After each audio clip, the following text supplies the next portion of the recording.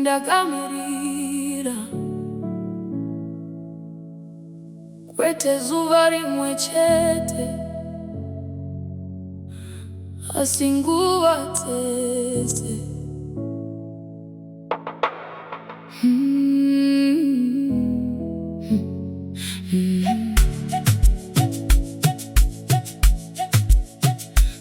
Ndakamirira kwete zuva rimwe chete, asi nguva dzese. Ndakasiya chiedza chiri mukicheni, ndichifunga uchauya chero nguva.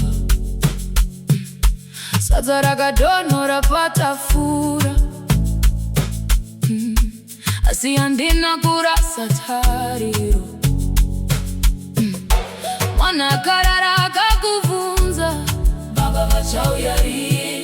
Ndakangomunyemwerera zvangu, asi moyo wangu waive kurema. I kept the door unlocked for you,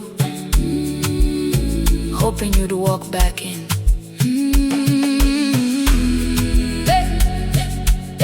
Ndakapfeka kusimba pameri pevanhu, kuti vasazive zvandiri kupfuura nazvo. Asi usiku ndichivara musuwo,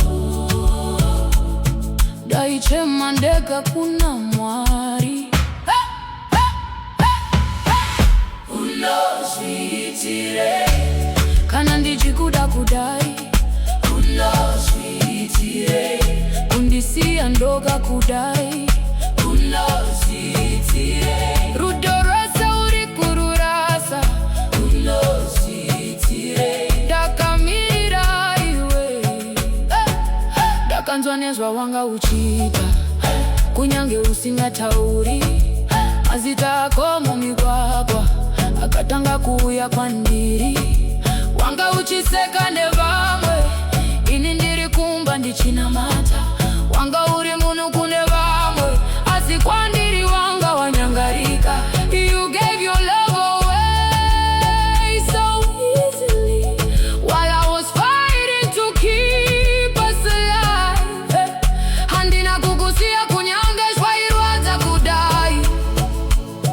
Ndakaramba ndakamira newe, asi iwe wakandisiya ndega. Unozviitirei kana ndichikuda kudai? Unozviitirei kundisiya ndoga kudai? Unozviitirei makomborero uri kurasa?